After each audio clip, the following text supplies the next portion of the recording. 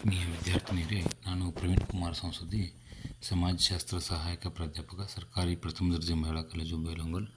ನಾವೀಗ ಕರ್ನಾಟಕ ರಾಜ್ಯ ಅಕ್ಕಮಹಾದೇವಿ ಮಹಿಳಾ ವಿಶ್ವವಿದ್ಯಾಲಯದ ಅಧೀನದಲ್ಲಿ ಬರುವಂತಹ BA ಪ್ರಥಮ ಸೆಮಿಸ್ಟರ್ ಸಮಾಜಶಾಸ್ತ್ರ ವಿಷಯದ 3ನೇ ಘಟಕವಾದ ಸಾಮಾಜೀಕರಣ ಮತ್ತು ಸಂಸ್ಕೃತಿ ಎಂಬ ವಿಷಯದಲ್ಲಿ ಬರುವಂತಹ ಸಾಂಸ್ಕೃತಿಕ ಪ್ರಕ್ರಿಯೆ ಹೇಗಾಗ್ತದ, ಕಲ್ಚರಲ್ ಪ್ರೋಸೆಸ್ ಹೇಗಾಗ್ತದೆ ಅನ್ನುವಂತಹ ವಿಷಯವನ್ನು ಕುರಿತು ತಿಳಿದುಕೊಳ್ಳೋಣ. ಸೊ ಮೊದಲನೇದಾಗಿ ಸಾಂಸ್ಕೃತಿಕ ಪ್ರಕ್ರಿಯೆ ಅಂದರೆ ಏನು ಅಂತಕ್ಕಂಥದ್ದು. ಸಾಂಸ್ಕೃತಿಕ ಪ್ರಕ್ರಿಯೆ ಅಂತಂದ್ರೆ cultural process refers to the way culture is created, maintained, changed and transmitted within a society over time. It explain how values, beliefs, norms, knowledge, customs and traditions develop and influence people's behaviour. ಅಂತಂದರೆ ಸಾಂಸ್ಕೃತಿಕ ಪ್ರಕ್ರಿಯೆ ಸಮಾಜದಲ್ಲಿ ಹೇಗೆ ಹಂಚಿಕೊಳ್ಳಲ್ಪಟ್ಟಿದೆ, ಹೇಗೆ ನಿರ್ಮಾಣವಾಗಿದೆ ಮತ್ತು ಹೇಗೆ ಬದಲಾಗ್ತದೆ ಅನ್ನುವಂಥದ್ದನ್ನು ನಾವು ಹಿಂದಿನ ಕಾಲದಿಂದ ಇಲ್ಲಿವರೆಗೂ ಅದು ಹೇಗೆ ಬೆಳೆದುಕೊಂಡು ಬಂದದ ಮತ್ತು ಅದಕ್ಕೆ ಯಾವ ರೀತಿಯಾಗಿರ್ತಕ್ಕಂಥ ಅದು ಹಂಚಿಕೆಯಾಗಿದೆ ಅನ್ನುವಂತಹ ವಿಚಾರವನ್ನು ತಿಳ್ಕೋಬೋದು. ಸೊ ಅಷ್ಟೇ ಅಲ್ಲದೆ ಮೌಲ್ಯಗಳು, ನಂಬಿಕೆಗಳು, ಜ್ಞಾನ, ಪದ್ಧತಿಗಳು, ರೂಢಿಗಳು, ನಿಯಮಗಳು ಹೇಗೆ ಬೆಳವಣಿಗೆ ಹೊಂದಿವೆ ಮತ್ತು ಅವು ಜನರ ವರ್ತನೆಯ ಮೇಲೆ ಯಾವ ರೀತಿಯಾಗಿರ್ತಕ್ಕಂತಹ ಪರಿಣಾಮವನ್ನು ಬೀರಿವೆ ಅನ್ನುವಂತಹ ವಿಚಾರಗಳನ್ನು ತಿಳಿದುಕೊಳ್ಳುವಂತಹ ಒಂದು ಪ್ರಕ್ರಿಯೆಗೆ ಅದು ಸಾಂಸ್ಕೃತಿಕ ಪ್ರಕ್ರಿಯೆ ಅಂತ ಕರೀತಾರೆ ಅಂತಕ್ಕಂಥದ್ದು. ಹಾಗಾಗಿ ಈ ಸಾಂಸ್ಕೃತಿಕ ಪ್ರಕ್ರಿಯೆಯಲ್ಲಿ ಹಲವಾರು ಪ್ರಕಾರಗಳನ್ನು ನಾವು ನೋಡ್ತೀವಿ ಅಂತಕ್ಕಂಥದ್ದು. ಸೊ ಅದರಲ್ಲಿ ಮೊದಲನೇದು ಬಹುಶಃ ನಾವು ಅಂದ್ಕೊಂಡಿರೋ ಹಾಗೆ main elements of cultural process ಅಂತಂದರೆ ಈ ಸಾಂಸ್ಕೃತಿಕ ಪ್ರಕ್ರಿಯೆಯ ಮುಖ್ಯ ಅಂಶಗಳು ಯಾವಪ್ಪ ಅಂತಂದ್ರೆ ಅದರಲ್ಲಿ ಒಂದು ಕಲ್ಚರಲ್ ಲ್ಯಾಗ್ ಅಂತ. ಸೊ ಸಾಂಸ್ಕೃತಿಕ ಹಿಂಬೀಳಿಕೆ ಅಂತ. ಸಾಂಸ್ಕೃತಿಕ ಹಿಂಬೀಳಿಕೆ ಎಂಬ ಪದವನ್ನು ಮೊಟ್ಟ ಮೊದಲ ಬಾರಿಗೆ ಸಮಾಜಶಾಸ್ತ್ರಜ್ಞರಾಗಿರ್ತಕ್ಕಂತಹ MF ಅಕ್ಬರ್ರವರು ಇದನ್ನು ಕೊಡ್ತಾರೆ ಅಂತಕ್ಕಂಥದ್ದು. ಅವರು ಈ ಪದವನ್ನು ಬಳಕೆ ಮಾಡ್ತಾರೆ ಅಂತಕ್ಕಂಥದ್ದು. ಹಾಗಾದರೆ ಏನಿದು meaning? In a society, material culture such as technology, machines, scientific inventions changes rapidly. Non-material culture such as values, beliefs, laws, customs changes more slowly. The gap between the rapid change in material culture and the slow change in a non-material culture is called cultural lag.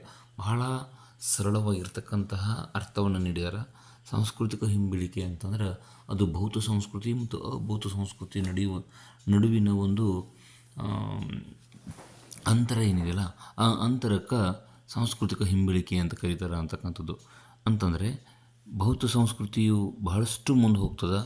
ಭೌತ ಸಂಸ್ಕೃತಿ ಅಂತ ನಾವು ಈಗಾಗಲೇ ಮನುಷ್ಯ ತನ್ನ ಜೀವನದ ಗುರಿಗಳನ್ನು ಅಥವಾ ಸಾಧನೆಗಳನ್ನು ಮಾಡಲಿಕ್ಕಾಗಿ ಆತ ಬಳಸ್ತಕ್ಕಂತಹ ಭೌತಿಕ ವಸ್ತುಗಳು ಅಂತ. ಅಂದರೆ ಅದು ತಂತ್ರಜ್ಞಾನ ಆಗಿರ್ಬೋದು, ಮಷೀನ್ ಆಗಿರ್ಬೋದು, ಅಥವಾ ಕಟ್ಟಡಗಳಾಗಿರ್ಬೋದು, ಫೋನ್ಗಳಾಗಿರ್ಬೋದು, ಅಥವಾ ವೈಜ್ಞಾನಿಕ ಉಪಕರಣಗಳಾಗಿರ್ಬೋದು, ಮತ್ತೊಂದು ಇವುಗಳನ್ನು ನಾವು ಇವತ್ತೇನು ಮಾಡ್ತಾಯಿದ್ದೀವಿ, ಬಹಳಷ್ಟು ವೇಗವಾಗಿ ಬಳಸ್ತಾ ಇದ್ದೀವಿ ಅಂತಕ್ಕಂಥದ್ದು. ಆದರೆ ಇವು ಬಹಳಷ್ಟು ವೇಗವಾಗಿ ಬದಲಾವಣೆಗೆ ಒಳಪಡ್ತಾ ಇದ್ದಾವೆ ಅಂತಕ್ಕಂಥದ್ದು. ಆದರೆ ನಾನ್ ಮಟೀರಿಯಲ್ ಕಲ್ಚರ್ ಅಂದರೆ ಏನಂತದ್ದು, ಅಭೌತ ಸಂಸ್ಕೃತಿಗೆ ಸಂಬಂಧಪಟ್ಟಂತಹ ಅದು ಮೌಲ್ಯಗಳಾಗಿರ್ಬೋದು, ನಂಬಿಕೆಗಳಾಗಿರ್ಬೋದು, ಕಾನೂನುಗಳಾಗಿರ್ಬೋದು, ಸಾಮಾಜಿಕ ನಿಯಮಗಳಾಗಿರ್ಬೋದು, ಅವು ಈ ಭೌತ ಸಂಸ್ಕೃತಿ ಎಷ್ಟು ವೇಗವಾಗಿ ಬದಲಾವಣೆಯನ್ನು ಹೊಂದ್ತಾವೋ, ಅವಕ್ಕೆ ಅಡಾಪ್ಟ್ ಆಗ್ತಾವೋ, ಅಷ್ಟೇ ವೇಗವಾಗಿ ಈ ಅಭೌತ ಸಂಸ್ಕೃತಿಯಲ್ಲಿರ್ತಕ್ಕಂತಹ ವಿಚಾರಗಳು, ತತ್ವಗಳು, ನಿಯಮಗಳು ಬದಲಾಗ್ತಾ ಇಲ್ಲ ಅಂತಕ್ಕಂಥದ್ದು. ಅವುಗಳ ಬೆಳವಣಿಗೆ, ಅವುಗಳ ಬದಲಾವಣೆ ಬಹಳಷ್ಟು ಸುಲಭವಾಗಿದೆ ಅಂತಕ್ಕಂಥದ್ದು. ಹೀಗಾದಾಗ ಬೌದ್ಧ ಸಂಸ್ಕೃತಿ ಎಷ್ಟು ಮುಂದುವರಿತದೋ ಅಷ್ಟೇ ಮುಂದುವರಲಿಕ್ಕೆ ಅಭೌತ ಸಂಸ್ಕೃತಿ ಸಾಧ್ಯವಿಲ್ಲ ಅಂತಕ್ಕಂಥದ್ದು.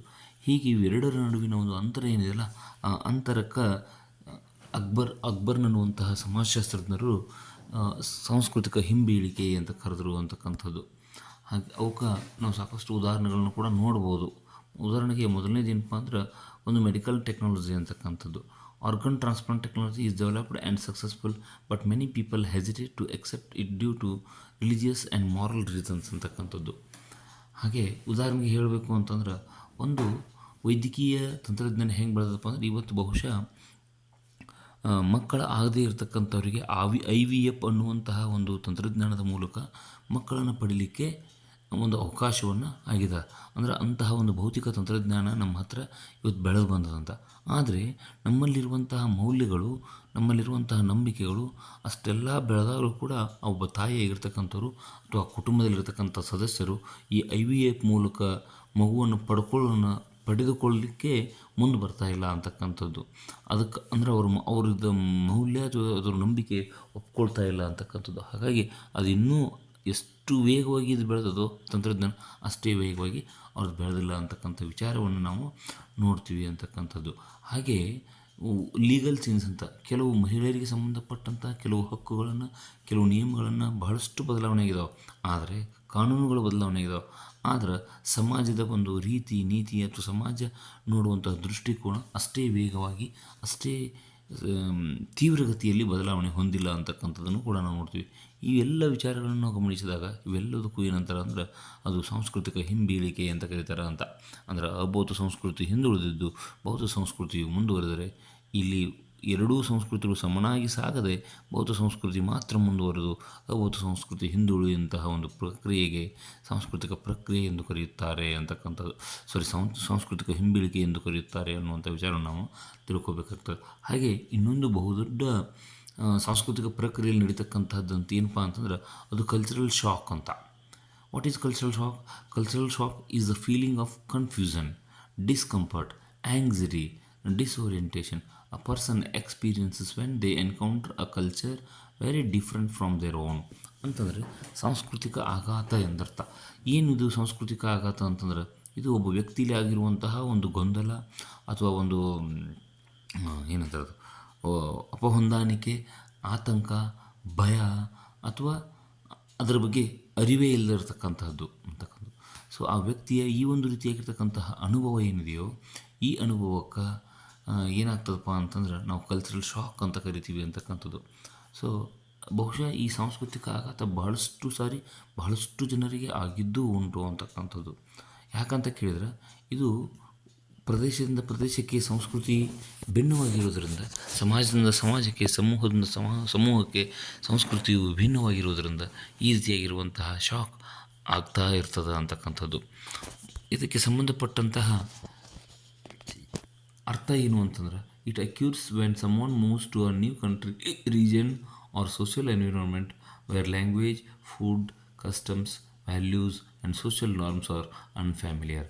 ಅಂದರೆ ಏನಾಗ್ತದೆ ಅಂತಂದ್ರೆ ಒಬ್ಬ ವ್ಯಕ್ತಿ ಅಥವಾ ಒಂದು ಸಮೂಹ ಮತ್ತೊಂದು ಸಮೂಹ ಅಥವಾ ದೇಶ ಅಥವಾ ಪ್ರದೇಶಕ್ಕೆ ಅಥವಾ ಒಂದು ಸಾಮಾಜಿಕ ಪರಿಸ್ಥಿತಿಗೆ ಹೋದಾಗ ಅಲ್ಲಿರುವಂತಹ ಭಾಷೆ, ಅಲ್ಲಿರುವಂತಹ ಆಹಾರ, ಅಲ್ಲಿರುವಂತಹ ಮೌಲ್ಯಗಳು, ಸಂಪ್ರದಾಯಗಳು ಏನಾಗ್ತವೆ, ಬದಲಾವಣೆಗಳು ಪಡ್ತವೆ.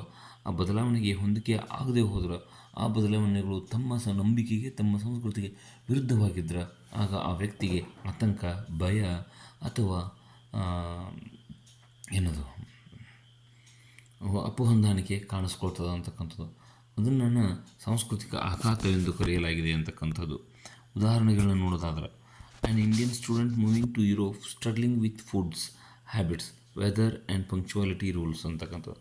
ಅಂದರೆ ಭಾರತದ ಒಬ್ಬ ವಿದ್ಯಾರ್ಥಿ ಯುರೋಪ್ ಖಂಡಕ್ಕೆ ಹೋದಂತಹ ಸಂದರ್ಭದಲ್ಲಿ ಅಲ್ಲಿರುವಂತಹ ಒಂದು ಆಹಾರದ ಪದ್ಧತಿಗೆ, ಅಲ್ಲಿರುವಂತಹ ಒಂದು ವಾತಾವರಣಕ್ಕೆ, ಅಲ್ಲಿರುವಂತಹ ಕೆಲವು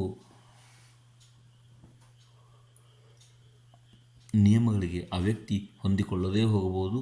ಅಥವಾ ಅಲ್ಲಿ ಅವುಗಳಿಗೇನಾಗ್ತದೆ ಅಂತಂದ್ರೆ ಅವುಗಳನ್ನು ನೋಡಿದಾಗ ಆ ವ್ಯಕ್ತಿಗೆ ಭಯ, ಆತಂಕವೂ ಆಗಬಹುದು ಅಂತಕ್ಕಂಥದ್ದು.